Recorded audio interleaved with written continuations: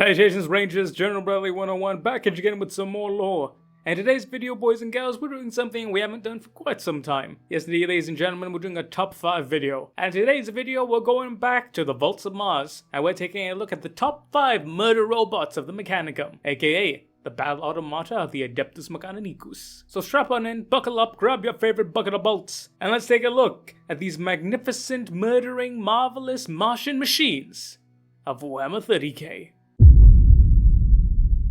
So, to start us off right, we have number 5, that being the Ursax. The Ursax cohort, or the Ursaxi cohort for plural, is a variant of the Thalax cohort. The Thalax cohort, for those who don't know, are essentially the 30k Admech version of Space Marines. They are Skitarii who have been deemed good enough and given the upgraded armor, that being the Lorica Thalax, which is a type of power armor, and they are equipped with various different weapons, with the main weapon being the lightning gun, which is a gun that shoots lightning. But as you can imagine, the Thalax are very much line infantry. They walk up shoulder to shoulder, shrugging off anything that isn't big, bad, and dangerous like them, and they unleash a hellish torrent of devastating fire. But they're ranged. And when it comes up close and personal, chain bayonets and power fists are pretty nice, but sometimes you want something a little bit more, slicey. And Magos Explorator Ebanine Falcon had the exact same idea, and during the needs of his particular expedition fleet, he wanted a close combat variant of the Thalax.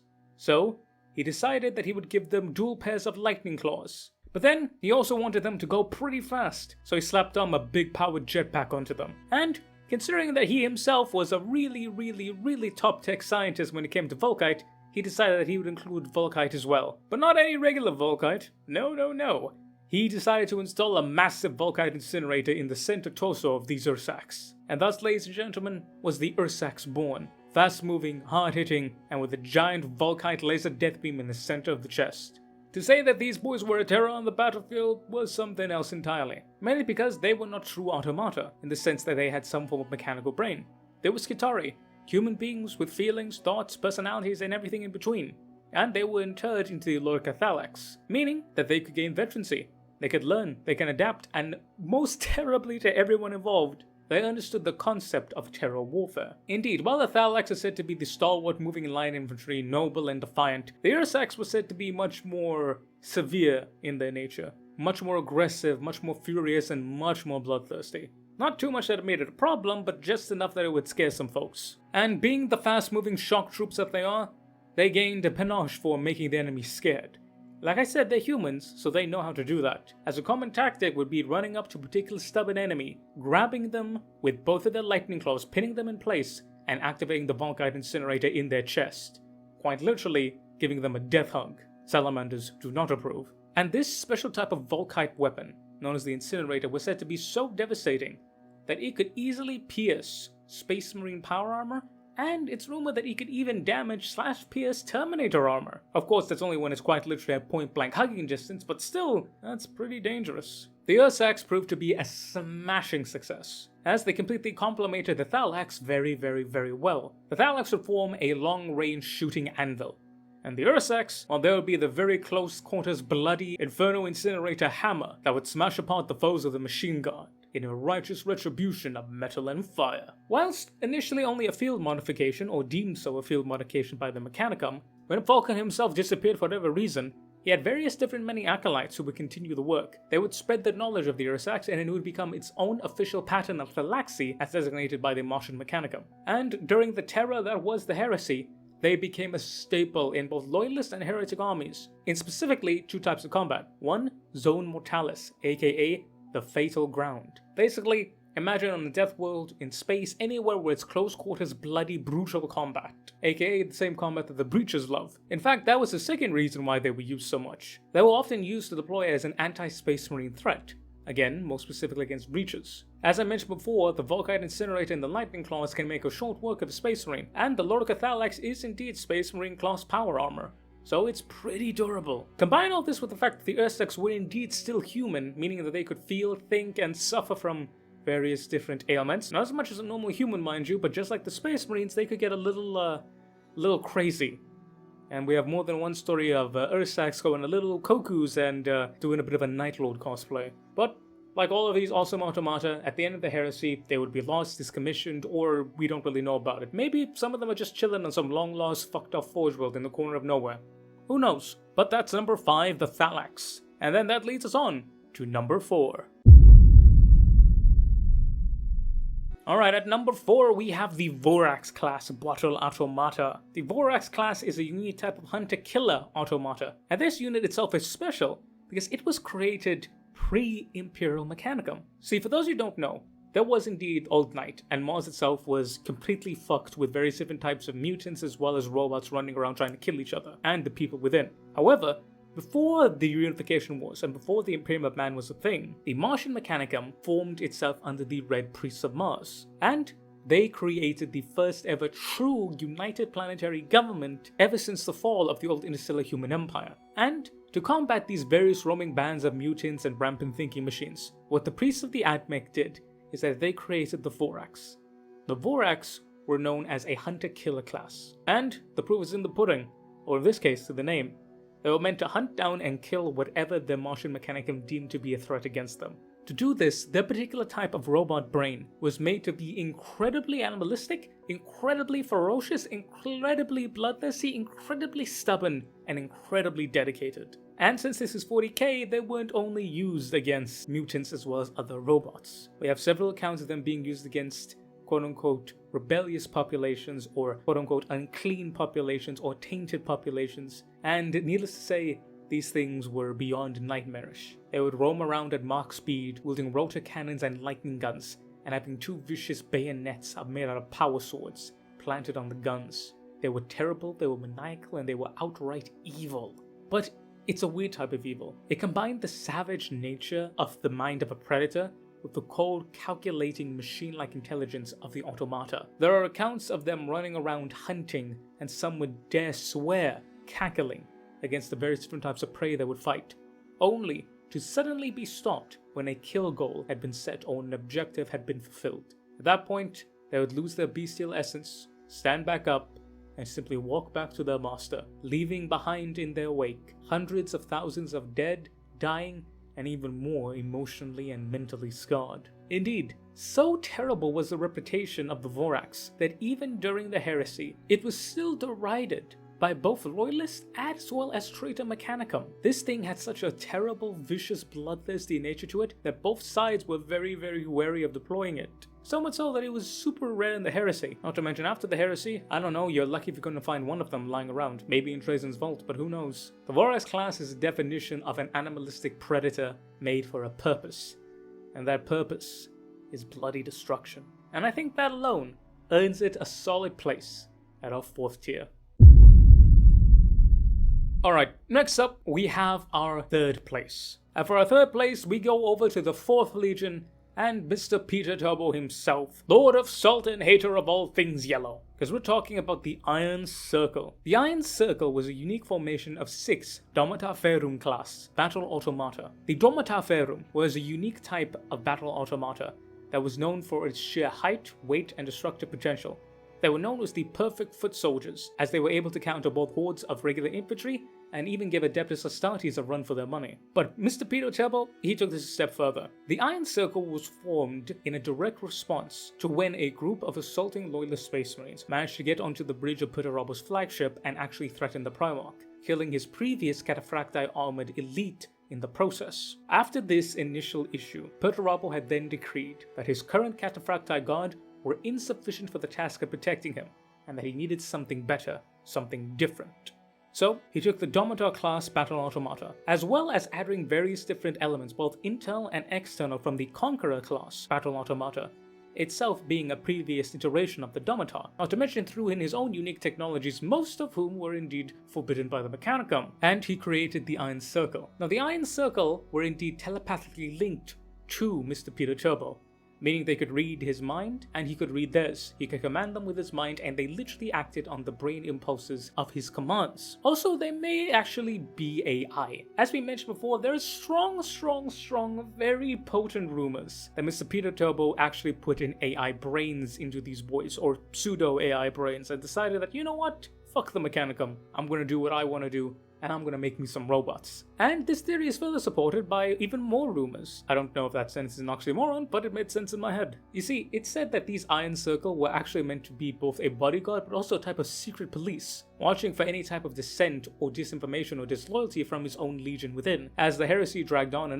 Perturawa began to trust his sons less and less and less. And considering this is Mr. Peter Turbo we're talking about, yeah, that makes sense. But whether or not it was killing his own sons or people trying to kill him, they were outfitted to the T with the best type of armor and arms you could ever imagine. They had a master-crafted Karasai battle shield, aka a storm shield of the elite. They had an Olympia-class bolt cannon, a modified bolt cannon made from Olympia, Perturawa's homeworld, faster fire rate, better damage, and to top it all off with a huge gravitic cherry on top, they were given a Graviton Maul, aka a giant fuck-off gravity hammer from hell. To say that they were effective is an understatement. These guys were massive, deadly, and terrifying. Not only were they able to protect the Primarch exactly how he wanted, because he literally told them what to do with his brain, they could destroy any and everything. Even full-on dreadnoughts could not walk over them, with each of them proving they're equal, if not they're better. Again, some people argue that's because they had that AI mind brain, but we don't really know about that. Regardless of whether they were AI or not,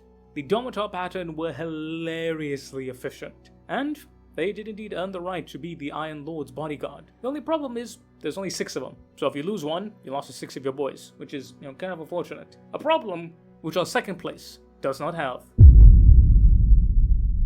Now, when talking about second and third place, there's an argument to swap them around, but as I said before, second place gets it because, there's more than 6. Also, they're bigger, and bigger means better. Because ladies and gentlemen, we are talking about the biggest battle automata that the Mechanicum possesses. Ladies and gentlemen, we're covering the Thanatar Siege Automata.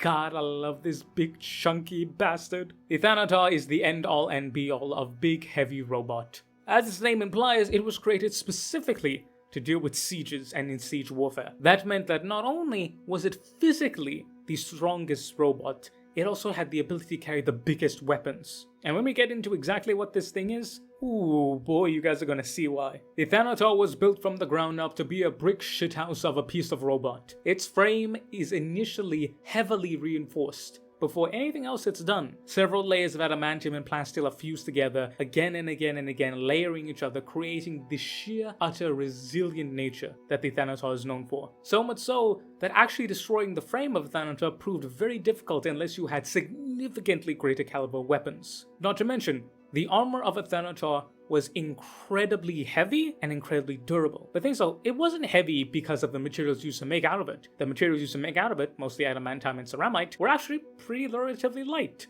It was heavy because there was so much of the fucking thing. These things are known to be utterly, wholly, and completely immune to bolt weapons, autoguns, las cannons, basically any type of small arms carried by any type of heavy infantry, even super heavy infantry, grenades, frag grenades, absolutely no shot. They were utterly resilient. In fact, we even have records of both anti-armor weapon staples such as missile launchers and las cannons barely even denting the bastard. This thing is the definition of if you want to kill it, you need volume of fire. Which is pretty hard considering that the Thanatar itself brings its own volume of fire. There are 3 main variants. The standard variant, being known simply as the Martian pattern, is armed with a twin-linked Mauler bolt cannon. Yes, you heard me. Twin-linked Mauler bolt cannon. There's 2 of these big bad boys, and that's its secondary weapons. These were Space Marine killers. Or anything killers, really. If this was an infantry and you were facing a Mauler bolt cannon, you're having a bad day. But more specifically, we get to the big weapons.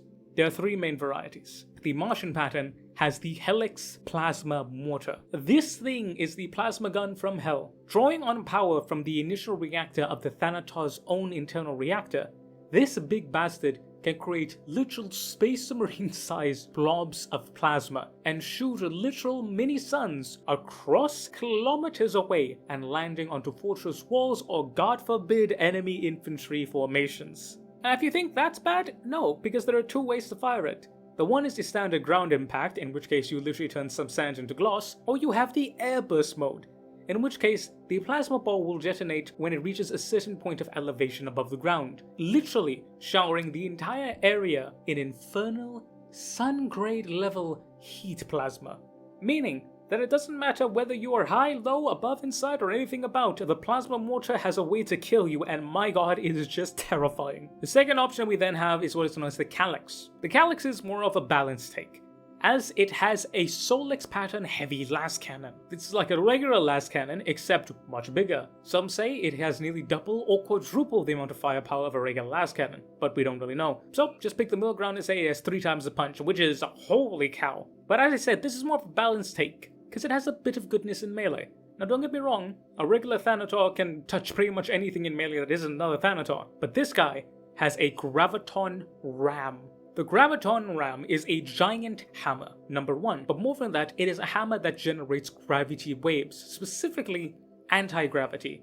Anti-what gravity? Whatever gravity you are, motherfucker, it's gonna be anti-that. When it hits you with the hammer, not only do you have to deal with God Almighty knows how many tons of metal hitting you in the face, it will invert the gravitational waves, drastically increasing the amount of damage done. Meaning that the bigger you are, the harder this thing hit, like all gravity weapons. And this thing has been known to rip apart battle tanks, Leviathan dreadnoughts, and anything. This is a weapon that you do not want to get hit by. The combination of that with the Mauler bolt cannon and the previously mentioned heavy las cannon means that this is much more of an all-rounder battlefield unit. And my personal favorite, because don't get me wrong, love me plasma mortar, but this thing is, oof, big hammer. Me love big hammer. And then finally we have the Sinis class. We don't really know much about the Sinis class, but it was initially from Ryza, and it was said to have terrible plasma weaponry. I assumed some type of heavy duty plasma cannon in addition to the plasma mortar, but we don't really know. Problem is, this didn't really happen. You see, there was another ForgeWorld by the name of Istvan III, and Istvan III did not like Ryza. So much so that they tried to take this new type of Thanator, but without Ryza's master of the plasma tech, it didn't really go well. And eventually this would start a pseudo-Cold War, angry, angsty nonsense that would spill over as all things did during the Great Crusade and the Horus Heresy, which would then result in Esteban III being declared traitors and Ryza the Loyalists. And from there they would spend the rest of the heresy throwing various different types of man-made shell and robot-made shell at each other, until eventually the Loyalists would come through and the scouring would happen. And Ryza would become Ryza and maintain itself to the current day. But as I said, ladies and gentlemen, that is the Thanator, the biggest, chunkiest, thickest robot that the AdMech has. And my personal favorite, because God Almighty, look at that big bastard, he just looks like he wants to give you a hug, and that hug may kill you, but goddammit, I'll take the risk. But you may be saying, hold on, Brad, if this is the biggest, then why isn't it the best? Because while I said it's the biggest that the AdMech have, it's not the biggest that the Imperium has. Because, ladies and gentlemen, there is one type of automata that is without a doubt the biggest, and without a doubt the most deadliest and fucking terrifying thing in the entirety of the Imperium's arsenal. So let's take a look at number 1. And ladies and gentlemen, I present to you, claiming the number 1 spot, that without a single shred of a doubt or argument is the deadliest, the greatest, and most evil battle automata that the Imperium possesses, is the dreaded children of the Dark Angel's Iron Wing, the Exindio class battle automata. The Exindio class is basically a catch-all term for any and all remaining men of iron that have been slave-bound to the will of the Imperium and placed under the care of the First Legion Dark Angels. So, I'm just going to go over what they're composed of first and foremost, and then we're going to get into exactly what they do, because oh boy, I got a lot to talk about. They are armed with 2 close quarters weapons. These could be anything from lightning claws to power fists to graviton hammers or anything in between.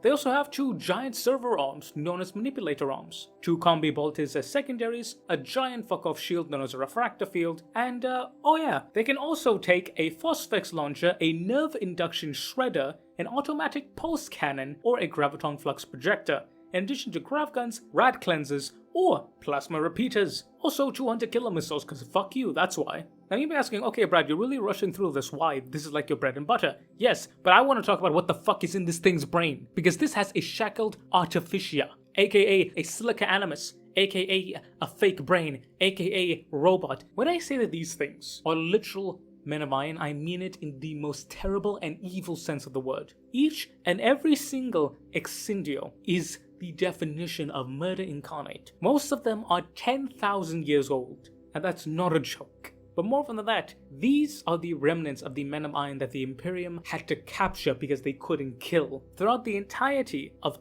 everything during the Unification Wars, as well as the pre-era of that. These creatures were known as the destroyers of humanity. They have such a terrible, wretched, and evil hatred to them that there is nothing that they like, not even their fellow Exindio. They hate everyone and everything, and they literally want to destroy the world. Imagine them like the destroyer cults of the Necrons. They are terrible, horrible, and most importantly, malicious. I need you to understand, these are thinking machines that are psychopathic murderers. They are actively malicious. We have accounts of them quite literally causing pain and harm for no reason other than they could.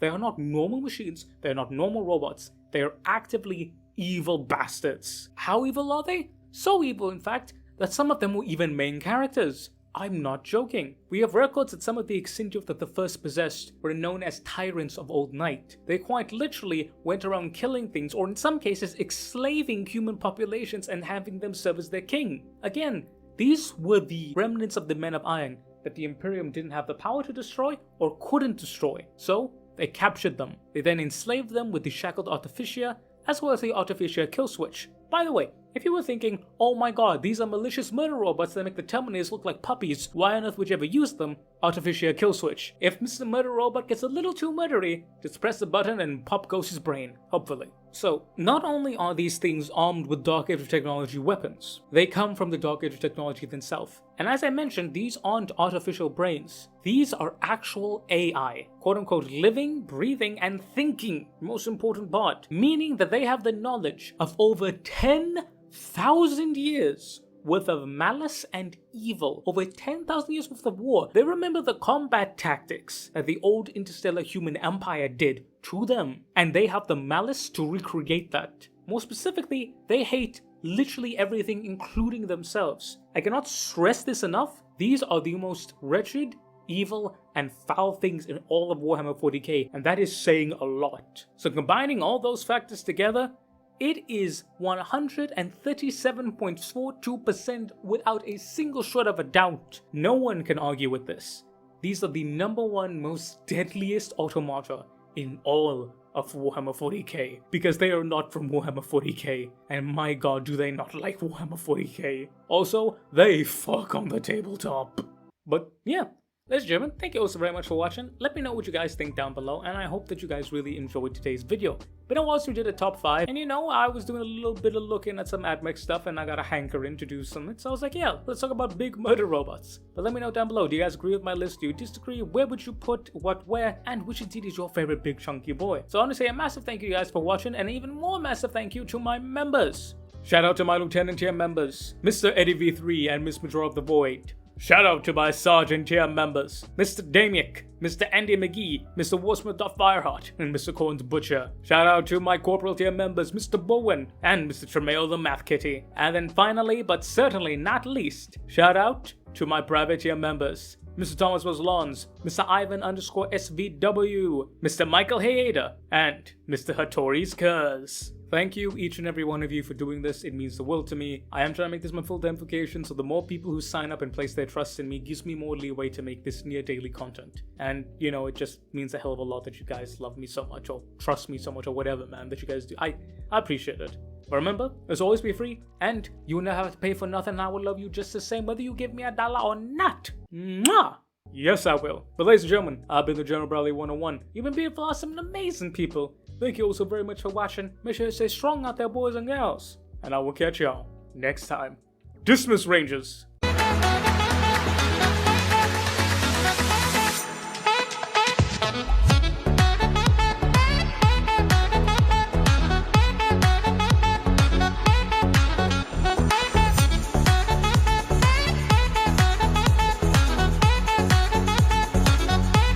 I cannot wait for someone to argue with me about the Exindio are not #1. Sure, buddy, what else is worse than the Exindio that mankind possesses? I'll wait.